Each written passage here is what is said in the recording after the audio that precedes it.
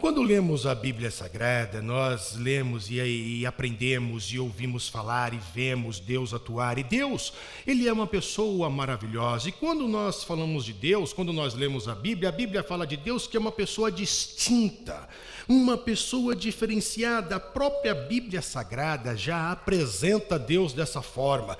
Deus é distinto, diferente de tudo que existe. Se fôssemos comparar Deus com outros supostos deuses, Deus ele é diferente. Na verdade, a Bíblia dá um ultimato em relação a isso, dizendo que não há outro Deus a não ser o nosso Deus. Então, o nosso Deus é único, mas se houvesse outros deuses, no nosso Deus ele é distinto, ele é diferenciado. E existe uma palavra dentro da teologia para essa diferenciação de Deus, que é o que nós conhecemos como transcendental. Deus ele é transcendental. A palavra transcendental diz respeito que todas as vezes que você e eu, nós aprendemos um pouco mais de Deus, nós ouvimos mais de Deus, nós conhecemos mais de Deus, aí então Deus olha para mim e para você, eu sou ainda além. Deus sempre transcende todo e qualquer estudo acadêmico, conhecimento que você e eu possamos adquirir. Então eu conheci um pouco mais, Deus ele transcende ainda mais. Então, para tentar entender esse Deus transcendental, é onde João ele vem definir Deus. E João define Deus dizendo que Deus ele é amor. Então, se perguntássemos o que é o amor, então a resposta seria: amor é Deus. E quem é Deus? Deus, ele é amor. Para que você e eu possamos compreender melhor, entender melhor esse Deus transcendental, João define como amor. E se nós fôssemos falar de algo que o amor, ele é obrigatório fazer, ele tem por obrigatoriedade fazer, é justamente se relacionar. Não existe amor sem relação. Todo o amor, ele é relacional. E por que todo amor, ele é relacional? Simples. O poeta brasileiro chamado Djavan, ele vem e diz que o amor não cabe em si.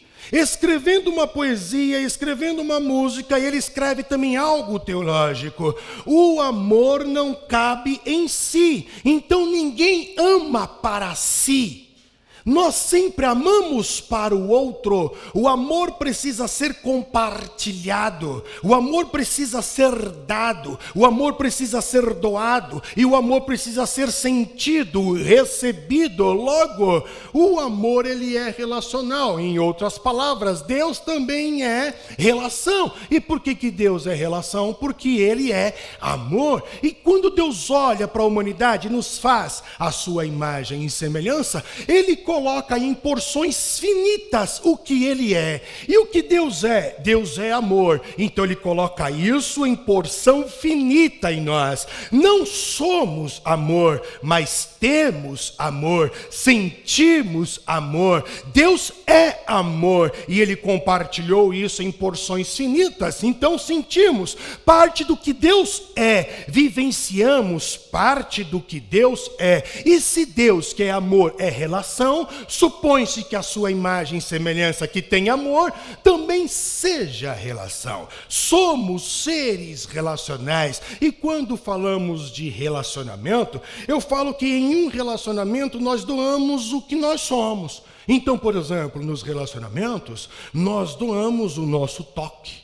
Nós doamos o nosso ouvido, nós doamos a nossa visão, nós doamos o nosso tempo, nós apertamos a mão, nós abraçamos, nós choramos, nós doamos também a nossa voz. A presença de uma pessoa no relacionamento é importantíssima. E além da presença, as palavras, a voz em um relacionamento também é importantíssimo. E falando de voz, levando para o âmbito relacional, trazendo a sua importância, eu digo que ela é importante porque é através da voz que nós nos comunicamos, ou através da voz que mais nos comunicamos. Então, quando falamos de comunicação, eu gosto da frase de Siloé Almeida que diz: a comunicação aumenta a velocidade das realizações e multiplica os resultados.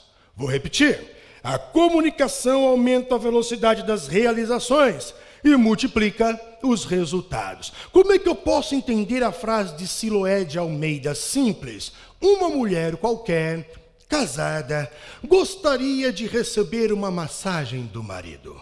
Mas deixa eu já te alertar, querida mulher. Nós, homens, não temos simancol. Então, se porventura você quiser uma massagem do seu marido, você tem que se comunicar, e ainda dou a sugestão, como teu pastor, de se comunicar às claras. Não fale assim, eu queria tanto uma massagem. Você não está sendo claro. Para nós homens isso não faz sentido. Nós não vamos fazer. Mas se tu falar, faz uma massagem em mim agora. É diferente. Então, você tem que saber se comunicar, pois quando você comunica, porque o homem não tem bola de cristal, talvez alguns homens não têm dom de revelação e etc. Então você acelera as realizações do seu desejo, do seu anseio, do seu sonho. E esta voz em um relacionamento, ela não deve ser choramingosa, pois toda voz choramingosa traz consigo, revela um perfil de pessoa fraca, um perfil de pessoa que precisa de ajuda, um perfil de pessoa que precisa de proteção.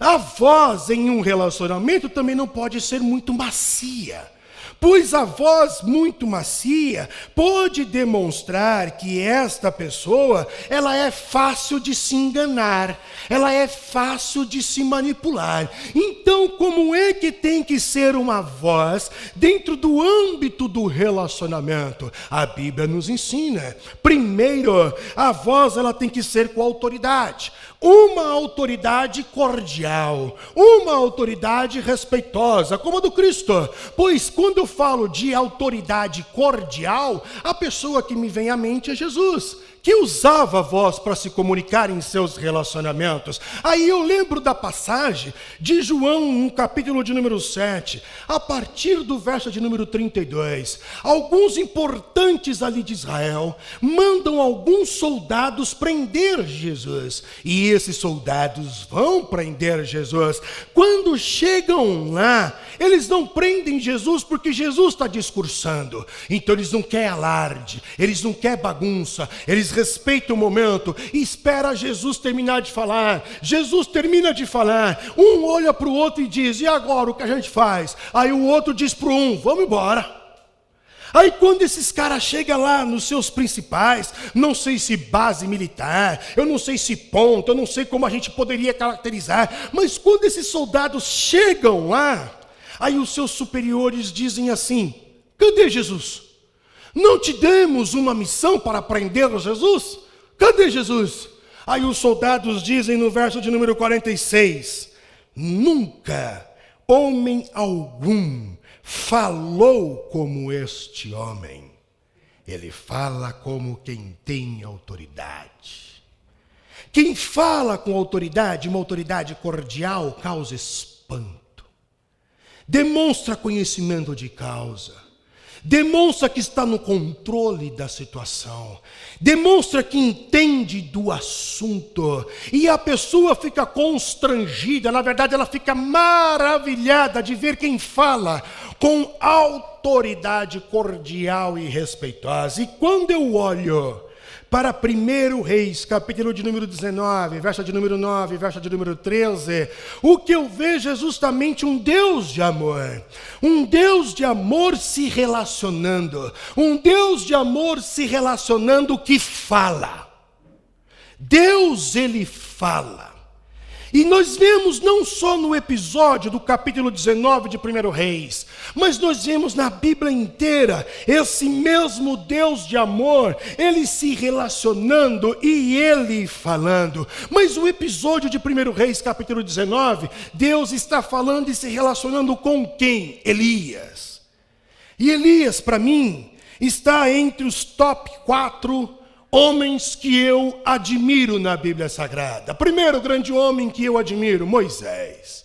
Homem calmo, centrado, povo que dava trabalho em Israel, povo de dura serviço, e ele calmo, tranquilo, homem de grande intimidade com Deus. Segundo grande homem, Elias, o oposto, intrépido, ousado, pau para toda obra, não levava desaforo para casa, enfrentou o maior governo da sua época. Quando Acabe o encontra no meio do caminho, Acabe diz para ele: você é o perturbador de Israel. Aí quem Elias vira para Acabe e diz assim: eu não, você é o perturbador de Israel. Homem ousado. Admiro Elias, admiro também Salomão, homem mais sábio, não só da Bíblia Sagrada, mas acredito eu que da história da raça humana. Salomão é o cara. E, claro, não pode faltar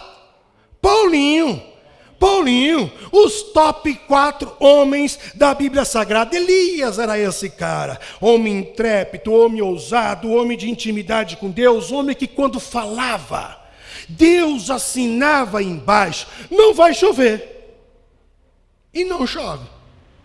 Vai chover e chove. Elias fazia proezas. Quantos milagres Elias fez. Homem também conhecido, ou profeta conhecido como profeta do fogo, porque não foi só uma vez que orou para que o fogo descesse, foram várias vezes. Não é só no episódio dos profetas de Baal. Inclusive, é o homem que sozinho enfrenta 450 profetas de Baal e 400 profetas de Azerá. De uma vez, 850 profetas, e Elias sozinho enfrenta e revela quem era Deus em Israel. Mas há um momento na história de Elias que uma frase desestabiliza Elias.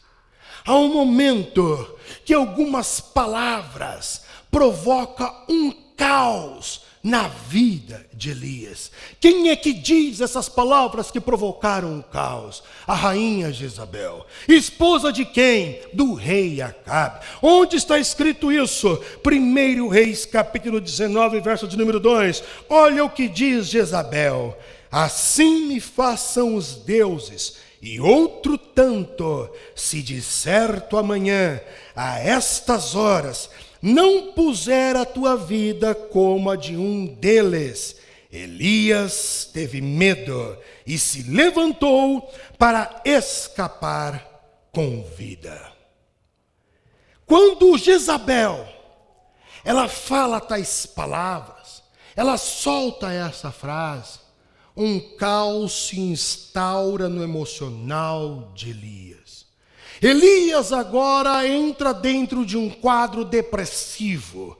E é fácil de identificar o quadro depressivo de Elias, porque ele dá indícios de depressão. No verso de número 3 mesmo, que nós inclusive acabamos de ler, Elias passa a ter medo. E o problema do medo é quando ele te paralisa, é quando ele te inibe. Gosto de uma frase que diz que o medo é o microscópio que aumenta o perigo.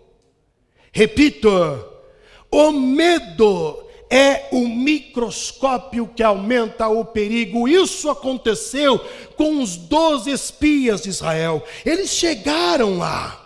Eles viram a terra é boa, mas tinham homens de estatura maior. Aí então eles sentem medo e eles dizem: são gigantes. E o que nós somos? Gafanhotos. O medo é o microscópio que aumenta o perigo. O medo, ele deturpa a realidade. São gigantes, nós somos gafanhotos. Os apóstolos no mar, quem está vindo andando não é um homem, é um fantasma. O medo destrói distorce a realidade. Logo, Elias passa a representar um quadro depressivo, ele tem medo. Segundo, no mesmo verso de número 3, se você continuar lendo, você vai ver que Elias, ele deixa o seu moço, ele deixa o seu discípulo, uma pessoa amada, uma pessoa que está caminhando com ele, e dentro de um quadro depressivo, quando nós deixamos alguém que amamos no meio do caminho, a mensagem que eu quero passar é a seguinte: eu não sou uma boa companhia para você andar junto comigo. A minha vida já não tem mais sentido para que você ande comigo. Eu não quero mais viver, então não perca a tua vida andando comigo. Eu não quero conversar com ninguém, eu não quero ver ninguém, eu não quero ouvir nada de ninguém, porque o que você falar para mim não vai surtir efeito, não vai fazer sentido. Eu não quero, mas eu desprezo, eu não quero, eu rejeito tudo que diz respeito a relacionamento. Seria isso que Elias estava fazendo quando ele deixa um amigo. Já no verso de número 4, Elias, ele perde a total razão de existência, ele perde a cor pela vida. A vida não tem mais cor, torna-se acinzentada, não tem mais motivação de existência, não tem mais sentido de existir. Então Deus me leva. Deus, por que você não me leva? Deus, não tem mais propósito de eu estar aqui, eu não quero mais viver. É o que Elias então começa a pedir a Deus. E nós dando continuidade, nós vamos ter que Elias dorme. E quando Elias dorme, o sentido de dormir, de sono, num quadro depressivo, é o sentido de abnegar, rejeitar este momento da vida. Então eu não quero este momento da minha vida. Eu desprezo o momento que eu estou passando, a dor que eu estou sentindo. Se eu puder pular a dor que eu estou sentindo, eu vou pular. E qual é a melhor maneira de pular a dor que eu estou sentindo? Dormindo. Quando você quer que algo passe rápido na tua vida, você dorme. Você não quer viver aquele momento. Em algumas pessoas com quadro depressivo, essas pessoas podem não dormir, ter insônia. Em outros casos, essa pessoa passa a ter muito sono.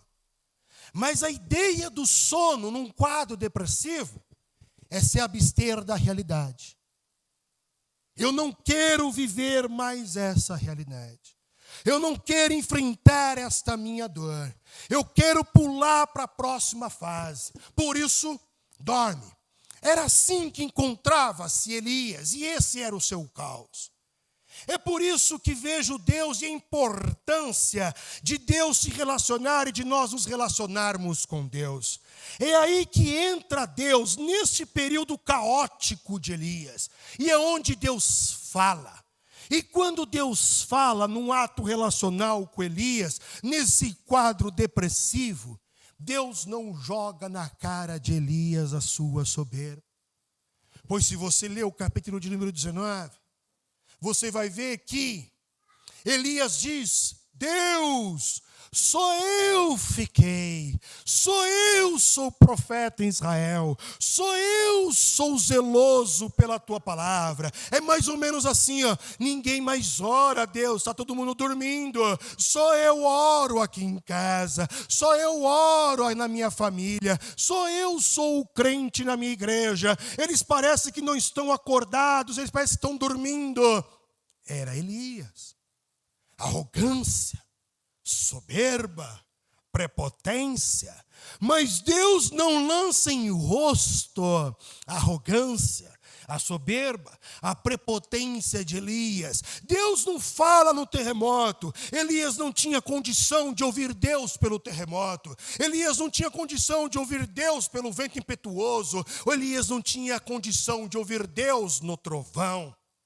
Deus fala numa brisa suave, respeitando o momento e o caos que Elias ele estava vivendo. E como é que Deus começa a terapia? Pois 1 Reis 19 é um capítulo terapêutico. Como é que Deus começa a terapia?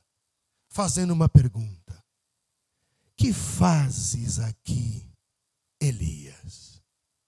Uma pergunta que eu diria ser banal, ínfima, rotineira. A pergunta que Deus faz: que fazes aqui, Elias? Dá a entender que Deus já estava lá, na caverna, quando Elias chega na caverna. E é mais ou menos assim. Tem aquele lugar que tu está indo para resolver um BO, resolver alguma coisa. É um lugar inusitado. É um lugar que você sabe que não tem como encontrar alguém. Aí tu encontra alguém. E como é um lugar que não é para você encontrar alguém, porque não é um lugar de encontro, não é um point, aí você olha para aquela pessoa e diz: nossa, você aqui? Aí a pessoa olha para você: eu ia te fazer a mesma pergunta. O que você está fazendo aqui? Quando Deus diz: o que fazes aqui, Elias? Dá a entender que Deus já está na caverna. Mas o meu amigo Salomão escreveu dizendo que Deus não habita em templos feitos por mãos de homem. O que dizer então de cavernas? Então Deus está falando nas entrelinhas. E o que é que Deus está falando nas entrelinhas quando Ele diz: o que fazes aqui, Elias? E acredito que o que Deus está falando é: Elias, o que a gente veio fazer aqui? Elias, por que você me trouxe para cá? Tanto lugar para a gente ir, uma churrascaria, um McDonald's, não sei, uma pizzaria, tu me traz uma caverna? Porque se Deus não habita em templos feitos por mãos de homem, habita onde? Paulo responde que nós somos o templo. Então, quando Elias entra na caverna e Deus nele habita, Deus entrou com Elias na caverna, mas a dor, o sofrimento, o caos instaurado nas emoções de Elias inibiu Elias de perceber a presença de Deus na vida de Elias e no caos em que ele estava vivendo. Deus é, e Deus age no caos. Deus está agindo no caos e Deus é o Deus que age no caos. Por isso que quando ele fala, a presença de Deus, a voz de Deus destrona o caos. Quando Deus fala e quando Deus se relaciona e você e eu nos relacionamos em troca com Ele, a morte começa a ficar inibida e passa a dar lugar à vida. Quando Deus fala e Deus se relaciona, o desânimo começa a desaparecer. O ânimo, a energia, a fé, a esperança, elas são renovadas. Foi o que aconteceu com Elias. O relacionamento de Deus com Elias, onde Deus fala, revigorou Elias, mudou o caos de Elias. Essa mesma voz, esse mesmo Deus também transforma o caos do início. Quando lemos Gênesis, escrito por Moisés, no capítulo de número 1, verso de número 2, nós lemos que no início a terra era sem forma e vazia. A expressão correta no original é: no início havia um caos. E por caos entendemos desordem. Por caos entendemos feio. Por caos entendemos bagunça. Por caos entendemos fédido. Então o versículo de Gênesis, no capítulo 1, verso de número 2, em outras palavras, no início havia a desordem. No início havia a desarmonia. No início havia o feio, o bagunçado, o fédido. E neste caos escuta-se uma voz e a presença de um Deus surge. O nome desse Deus, Espírito Santo, pois ele começa agora a pairar, gerar, recriar, colocar ordem no caos, trazer harmonia de novo, que aonde não tinha harmonia. Ele começa a trazer de novo a paz, onde havia a guerra. E então escuta-se uma voz: haja luz. E quando essa voz, ela ecoa na eternidade, e o Espírito Santo paira, o caos, ele é destronado. Isso me faz lembrar de uma pessoa cheia do Espírito Santo, Jesus Cristo de Nazaré. A Bíblia diz que no batismo de Jesus, o Espírito Santo desceu sobre ele em formato de pão. Pedro, referindo-se a Jesus, disse que Deus o Pai o ungiu com o Espírito Santo e com poder. Quando olhamos para Jesus após a tentação, Jesus chega na sinagoga e lê Isaías dizendo: o Espírito do Senhor está sobre mim. Jesus era um homem cheio do Espírito Santo. Depois de um dia de pregar, cansado, passou a noite, ele desce do monte. E quando ele desce do monte, aí então um leproso quebra as regras de Moisés. Ele entra na cidade e não podia, mas ele entra. E ele chega perto de Jesus, que era nazireu, e não podia, mas ele chega. Ele quebra as regras de Moisés. E ele chega até Jesus e ele diz: Jesus, se tu queres, o Senhor pode me deixar limpo. O Espírito Santo estava sobre Jesus. Jesus se relaciona com aquele leproso. Jesus toca nele mesmo sendo nazireu. Jesus toca nele. Aí então uma voz ecoa no relacionamento e no toque de Jesus: quero ser limpo. O caos instaurado, biologicamente, socialmente, que a lepra trouxe, é destronada, porque existe um Deus que age no caos. E o Deus que age no caos tem nome: Espírito Santo. O mesmo Espírito de Deus que está sobre a minha vida e a tua vida. Por isso você e eu não devemos nos preocupar. Ele age no caos. Mas há um momento que esse mesmo Jesus, que era cheio do Espírito Santo, está no barco. E ele está cansado. Porque pregar cansa. Pregar cansa, pastorear cansa, aconselhar cansa, dar aula cansa. Esgota as forças. Curar, aconselhar, que era o ministério de Jesus. Aí Jesus aproveitava o traslado. Para onde a gente vai agora? Onde é que é a agenda? Agora é Samaria, então vamos lá para Samaria, tem que estar lá o quê? Às 3 horas, ok? Vamos atravessar aqui o Mar da Galileia. Jesus tem uma agenda, um cronograma para seguir. Então Jesus aproveitava o traslado. Na caminhada, Jesus aproveitava para tirar um cochilo. Então ele pega o barco, e lá no barco começa uma tempestade. A gente conhece o enredo, a narrativa. E os apóstolos sabiam e conheciam muito bem aquelas águas, aquele lago salgado. E eles sabiam que ali acontecia tempestades, e aconteceu uma, só que agora é diferente. E onde está Jesus? Dormindo. Jesus está lá, dormindo. Um apóstolo mais ousado acorda Jesus e diz: não se te dá que morramos? Aí eu fico tentando imaginar Jesus, cheio do Espírito Santo, Deus que age no caos. Aí quem sabe Jesus tenta acordar, porque tem gente que é lesada quando acorda, né? Não sabe o que está acontecendo, leva até meio-dia para despertar, para entender o que está acontecendo. Aí Jesus tentando entender o que está acontecendo, aí entende, aí quem sabe Jesus dá aquela espreguiçada, porque depois um sono pesado, né? A primeira coisa que você faz quando você acorda é liberar mais endorfina, então você se espreguiça. Aí Jesus, quem sabe, limpa os olhos.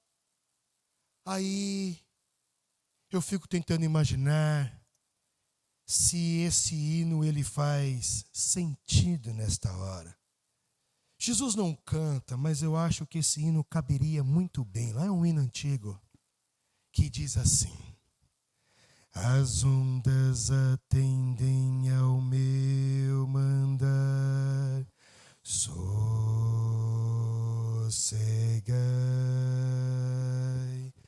Seja o encargo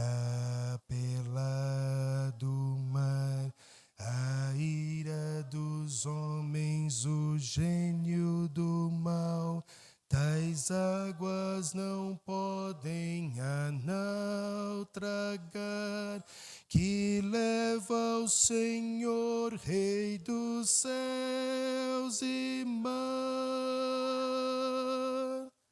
Pois todos ouvem o meu mandar, sossegai, sossegai,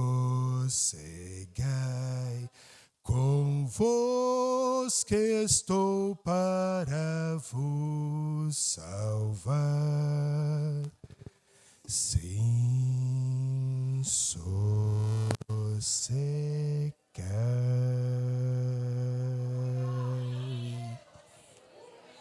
Aleluia, aleluia, aleluia.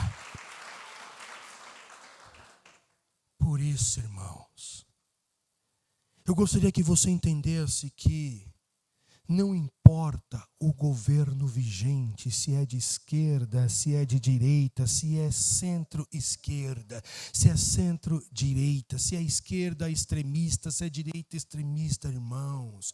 Existe um Deus que age no caos e o nome dele é Espírito Santo. Por isso, sossegai.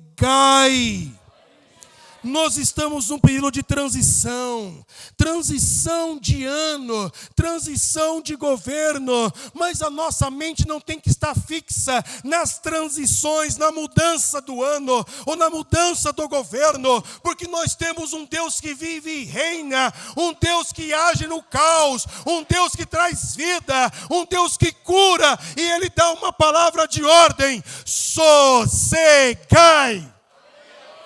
Por isso eu oro com ímpeto, eu oro com veemência, eu oro com vontade, para que você e eu possamos ser de fato íntimos do Espírito Santo, pois se você e eu quisermos superar as circunstâncias da vida, e se nós quisermos superar o caos que 2023 nos reserva, porque não será fácil, ninguém está dizendo que vai ser fácil, mas se quisermos superar todas as adversidades, nós temos um aliado.